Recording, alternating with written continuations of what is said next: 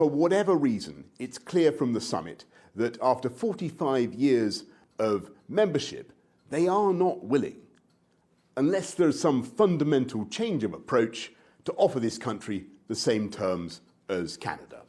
And so with high hearts and with complete confidence, we will prepare to embrace the alternative, and we will prosper mightily as an independent free trading nation, controlling our own borders, our fisheries, and setting our own laws. For more on this story, we can go across to France 24's Bénédicte Paviot standing by in London. Good afternoon, Bénédicte. Once again, we have British Prime Minister Boris Johnson, throwing the ball back in the EU's court, if you will. Yes, the UK Prime Minister, unsurprisingly, really after what the chief Brexit negotiator David Frost said in statements last night, the boss, Boris Johnson, saying, get ready for a no trade deal. It's basically the UK saying to the EU, it's your move, when the EU said on Thursday, no, it's the UK's move.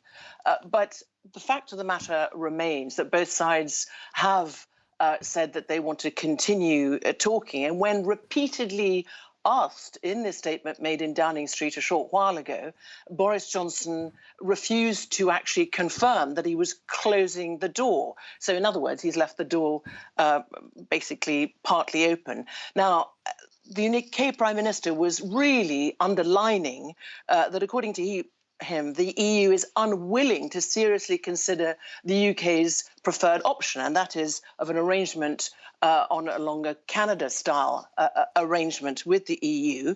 Therefore, the UK and the EU must look at an alternative and turn to an Australia-style deal. So I say it's unsurprising because the UK was quite offended last night when they saw the EU Council at the end of its first day's meeting not using the word working intensively in negotiations. And that lack of the word intensively upset London very clearly.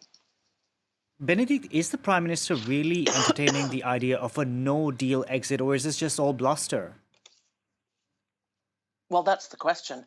And the coming days and weeks will tell. It's the UK Prime Minister who set Thursday, the 15th of October, as a deadline. There is a deadline, and that is that the UK left the EU 27 on the 31st of January, and that is following, of course, that 2016 EU Brexit referendum that was won by the Leave camp.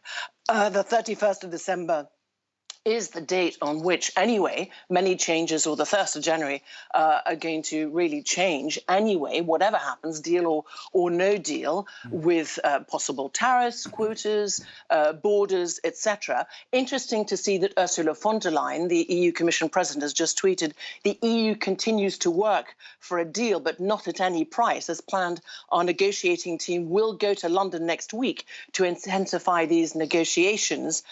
Again, the EU showing that it wants to continue, and interesting to say that she talks about intensify the negotiations. So I think basically it's who will blink first, compromise is needed, and let's see what the coming week brings. Compromise, or is this posturing going to continue on both sides? Compromise is sorely needed at a time when the EU, the UK and the planet is confronted with the economic damage as well as the health damage of the COVID-19 pandemic. Indeed. The UK has a lot of fires to put out on many fronts, Bénédicte. Thank you very much for that, Bénédicte Paviot, reporting there from London.